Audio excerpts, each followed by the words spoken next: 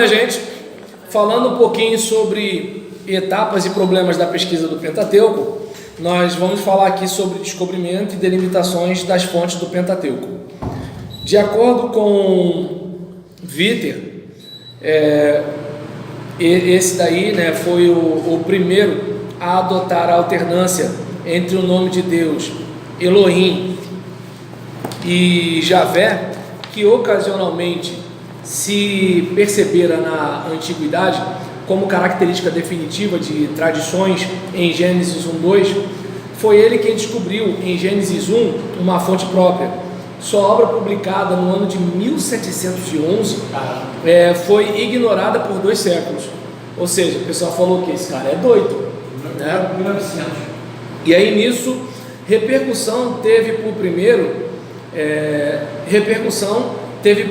primeiro o médico particular de Luís XV, o Jean Astruc, que dividiu em 1753 todo o Gênesis em 2 ou 3 fios narrativos paralelos, com base nos nomes de Deus. Com isto, se assentou o fundamento da crítica literária, possibilitando estudos cada vez mais aprofundados nos 1,5 a 2 séculos seguintes. E nesse caso, a gente até falou um pouco na semana passada, mas agora com um outro enfoque, um outro ponto de vista. Então a gente teve a hipótese mais antiga, das fontes ou documentos, a hipótese dos fragmentos e a hipótese da complementação. Na hipótese das fontes, nós temos aqui algumas décadas mais tarde, quando Eicon, cuja introdução ao Antigo Testamento em 1780 e anos seguintes praticamente fundou, depois de Michaelis, se eu não me engano a pronúncia, considerado precursor, a isagogia, e que ao mesmo tempo adquiriu importância com a introdução do conceito de mito, retomou a divisão das fontes e a impôs, comprovando a diversidade em estilo e conteúdo das fontes principais. Enquanto que Witter e Astruc compreenderam as fontes por eles detectadas como tradições utilizadas por Moisés, só no decorrer de seu labor científico, Eicon renunciou à hipótese de que Moisés seria o redator do Pentateuco. No final do século XVIII, Carl David ele descobriu que ao lado das 2 fontes escritas já conhecidas, havia uma terceira, que usa o mesmo nome de Deus da primeira fonte. Deste modo, se conhecem agora 3 documentos, ou fontes escritas. 2 falam de Elohim e uma de Javé. Só muito mais tarde se percebeu a grande importância de distinguir-se 2 tradições nos textos em que Deus é designado Elohim. Falamos da hipótese das fontes, agora a hipótese dos fragmentos. O enfoque progressivamente diferenciado e a análise de livros além do Gênesis ajudaram a descobrir documentos cada vez mais recentes, coleções mais ou menos autônomas e coesas em si mesmas, originárias de épocas diferentes e que não podem ser enquadradas em fontes contínuas, pelo menos não de forma inequívoca. Assim, se pressupôs por volta de 1800 que em vez dos documentos havia também partes distintas, muito diferenciadas e independentes entre si e de extensão variadas, ou seja, fragmentos, que só mais tarde teriam sido juntadas para formarem uma história contínua. E aí a gente tem mais de um autor aqui. De fato, a partir do livro do Êxodo e a divisão das fontes, é bem mais difícil do que em Gênesis, particularmente quando a questão do surgimento das coleções de leis, como o Decálogo, e seu enquadramento nas fontes criadas, além de hoje, não se achou uma resposta amplamente aceita. Também a hipótese de que o Pentateuco consiste de complexos distintos adquire nova importância quando recusamos para antes da fixação escrita, ou seja, para o estágio da transmissão oral do texto. Contudo, sem a diferenciação entre tradição escrita e oral, só alcançada posteriormente, a hipótese dos fragmentos não faz jus à continuidade narrativa do Pentateuco, como aparece na sua estrutura global ou na alternância dos nomes de Deus. Então, quando a gente fala aqui sobre tradição oral e escrita, a gente tem o seguinte, que parece que é mais fácil acreditar que vários grupos traditivos ao longo dos anos foram contando como os antigos contavam os causos, né? E aí quando a coisa for chegando a Moisés, por exemplo, a gente pode ter mesclado revelação divina, tradição histórica, conhecimento da época, porque vamos e venhamos, o dilúvio não foi uma história contada só por Israel, né? Então, assim, outros povos contam o dilúvio. A questão da confusão das línguas não é uma questão só do povo de Israel. Então, a origem da humanidade não é uma questão só do povo de Israel. Se você observar, apesar das religiões e das nacionalidades serem diferentes, você vai perceber que povos vão conversando sobre algumas narrativas do tipo.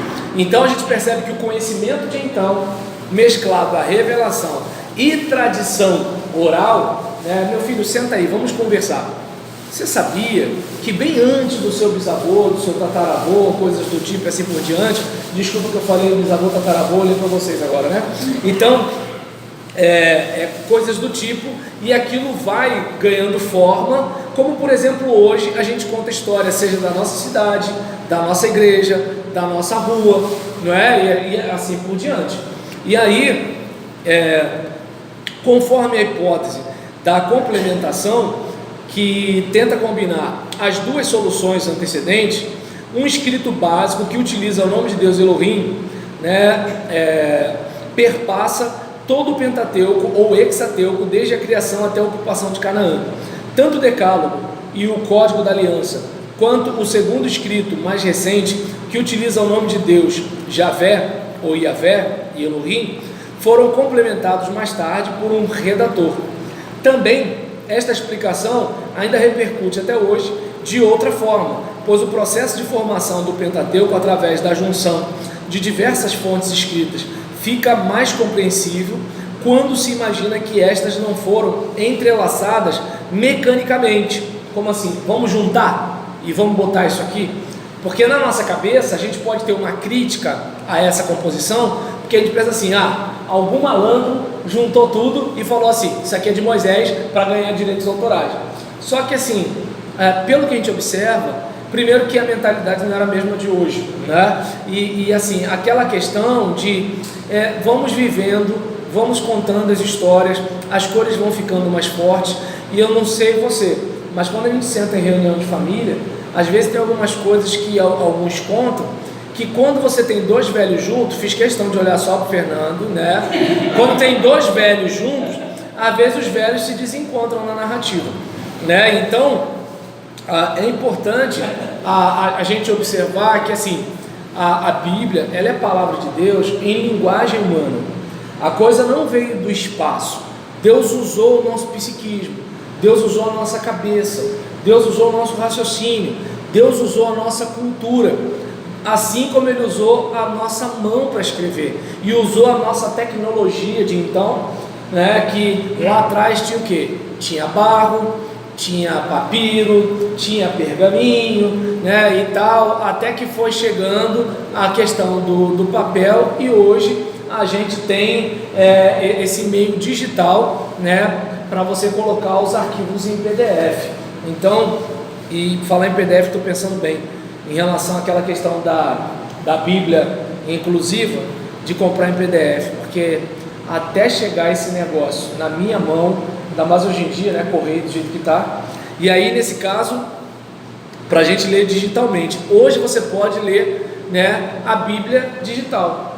Houve um tempo que era material impresso, houve um tempo que era material escrito, houve um tempo, né, que assim, além de ser escrito, não era em papel, houve um tempo que foi em couro, houve um tempo que foi em junco, houve um tempo que foi em cerâmica, houve um tempo que foi palavra, e em todos esses processos o elemento humano se manifesta, e se ele se manifesta com características humanas.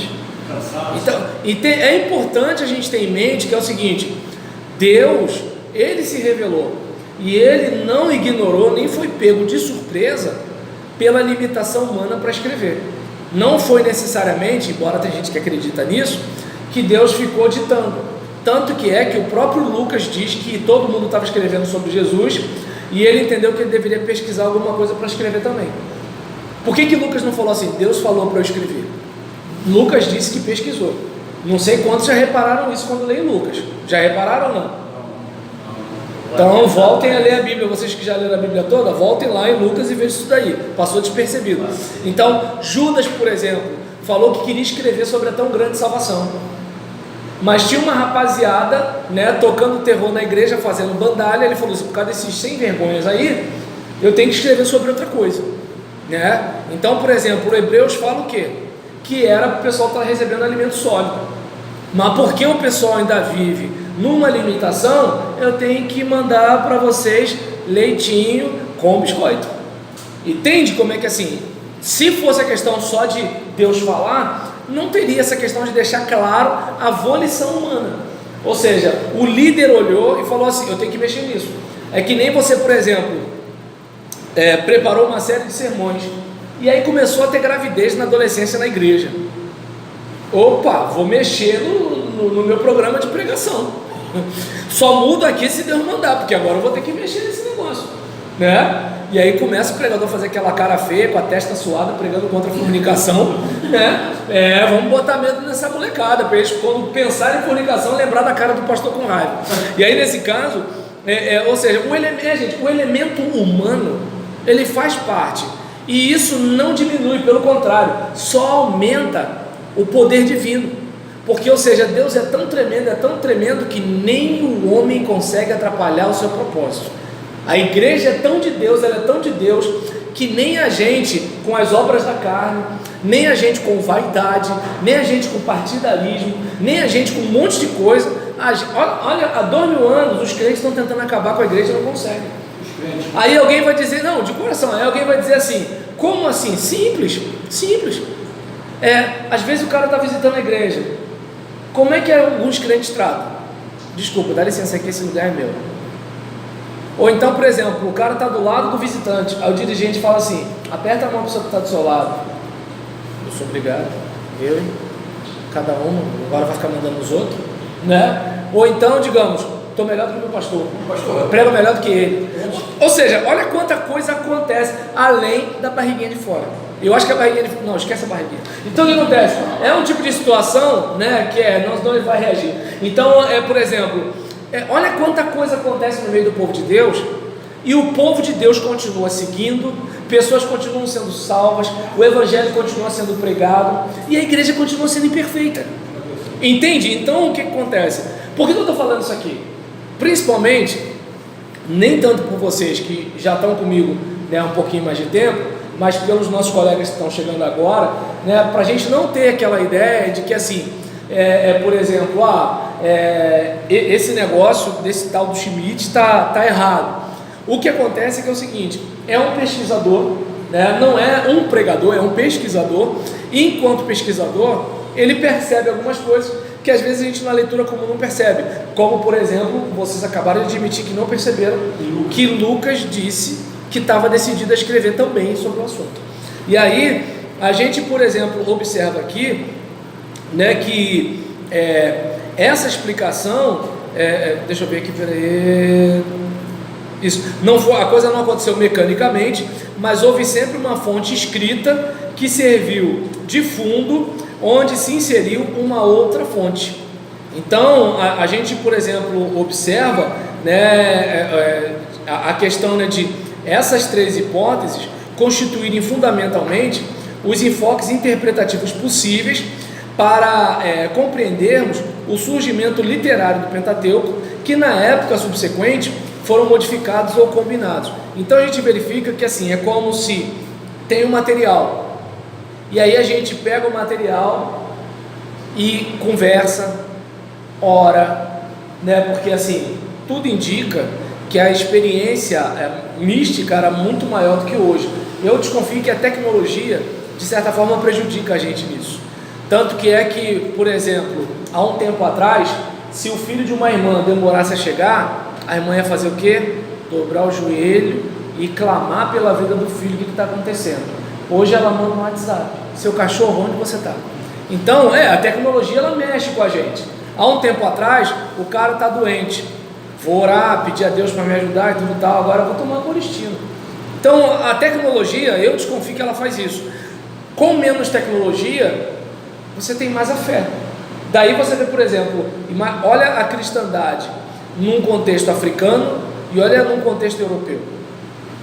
Percebe? Olha o crente, por exemplo, da favela, do pico do morro, e olha o crente do litoral, da zona sul, da área nobre. Então, a necessidade, ela de alguma forma, ela afeta a fé, porque a gente só tem a fé. Então, eu desconfio que a espiritualidade dos mais antigos não era tão questionada como a espiritualidade hoje. Tanto que assim, hoje, se Deus contasse para você sobre uma jumenta que falou com um profeta, como é que você ia fazer para pregar isso? Estava arriscado o seu pastor mesmo falar assim: senta aí, meu filho, senta aí. Mas agora, naquele período, contar que uma jumenta falou, você vê que não tem nenhum estranhamento. O texto narra a fala da serpente, o texto narra a fala da jumenta na maior tranquilidade. Você não tem uma explicação como assim: olha, porque entende? Assim, é o seguinte, a jumenta falou e está falando, e acabou, né? E a gente, nos dias de hoje, já teria dificuldade. Não vou muito longe. Se alguém falar assim: rapaz, eu estava devendo o dízimo, cheguei e coloquei tudo de volta. Pelo amor de Deus, não estou dizendo que você tem que fazer isso, tá bom? Aqueles que até acham que não precisa nem ser dizimista, não estou nem entrando nesse assunto. Estou falando de um indivíduo que conta uma experiência de fé. Eu estava com o dízimo atrasado, e em vez de ir daqui para frente, eu quis pegar tudo que eu estava devendo e botei lá no gasofilácio, né? Ou como alguns dizem, botei no altar. Rapaz, apareceu um emprego, fulano me deu não sei o que, mas não sei o que lá. Aí o outro fala o que para ele? Isso é coincidência. Porque a mentalidade de hoje, ela é muito mais crítica e muito mais resistente. Ou, por exemplo, você acha que toda vez que você está pregando, todo mundo está acreditando piamente que é Deus que está falando? Entende? A nossa sociedade, ela é mais resistente ao mistério e ao milagre. Só que o próprio filósofo falou certa vez: existem razões que a própria razão desconhece, né? Então, vai chegar uma hora que um dia, o mais cético dos homens, ele vai se deparar com o sobrenatural. Eu gostaria muito que fosse da porta para cá, porque da porta para lá é só pular uma fogueira. Que Deus nos abençoe.